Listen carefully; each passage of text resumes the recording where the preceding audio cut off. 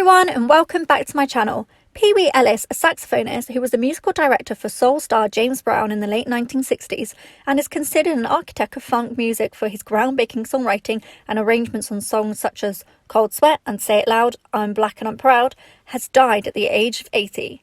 His official Facebook page announced his death on September 24th, saying that he had died overnight from heart complications. No further details are available. He had lived in the southern English county of Dorset since the early 1990s. Mr. Ellis began his career as a jazz saxophonist and had fronted rhythm and blues bands before he became part of the Browns Ensemble in 1965. Being a jazz head, I wasn't really aware that James Brown when I had joined the band, Mr. Ellis told ABC News in 2015. But my first night in the wings watching the show, which all the new band members had to do, took my breath away. I couldn't believe what I was seeing.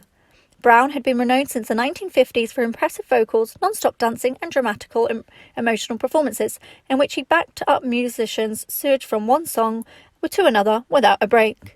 Mr. Ellis joined a horn section on alto saxophone before switching to the larger, deeper-toned tenor saxophone, his preferred instrument. He was also a capable organist. Within 2 years, he'd become Brown's musical director. A lot of stuff rubbed off on me about how to lead a band, Mr. Ellis said of Brown. He said, if it feels good, do it. If it sounds good, don't analyse it, just do it. It's all about the groove and the feeling. Brown, who was always on the lookout for material, invited Mr. Ellis to help him write music for the group. We were in the Apollo Theatre in Harlem, Mr. Ellis said, in a 2020 interview with The American, a magazine for the US expatriates in Britain. Mr. Brown called me into his dressing room and I said, I've got an idea. And he started grunting like, And we got on the bus and I was in the back and I had set up where I could write music. I wrote what I considered were the grunts and I kept it in my mind.